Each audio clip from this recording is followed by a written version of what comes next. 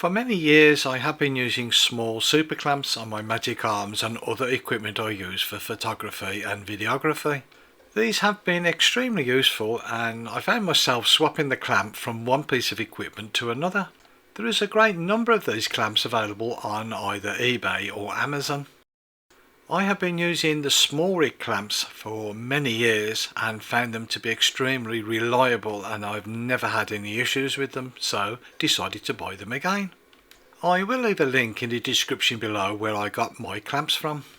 As I mentioned before, there are a good number of these available and they are of different prices. Some are really expensive, others, like the SMALLRIG ones, are inexpensive and of good quality.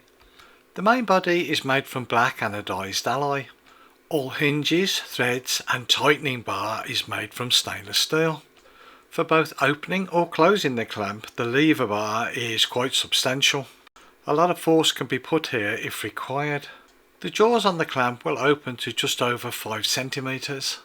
On the inside of each of the jaws, rubber can be found. This is used to protect any equipment that the clamp is clamped onto. There is an extremely smooth operation from the threaded area and also the T-bar on the end of the clamp. The clamp itself has got a good range of items that it can connect or clamp onto. A maximum can be 54mm and a minimum is 15mm. The connecting holes are standard, a 1/4 or 3/8. These are pretty standard for the studs from magic arms or other equipment. You will find that other equipment may only have a 1/4 hole.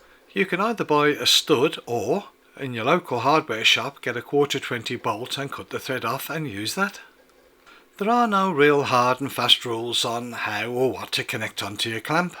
This will all depend on what you're filming or what you want to use to clamp the clamp onto. The clamp is so versatile that there are an absolute ton of ways that the clamp can be used. When you're restricted in space where you need to connect either a camera, microphone or light, the clamp comes into its own. Will the clamp cope with heavy weights? Of course it will. It's no good having a clamp if it doesn't. This particular camera here weighed in at just 2.5 pounds or nearly 1 kilo. Clamping it onto one of the overhead light stays, it has no issue or problem at all holding this weight.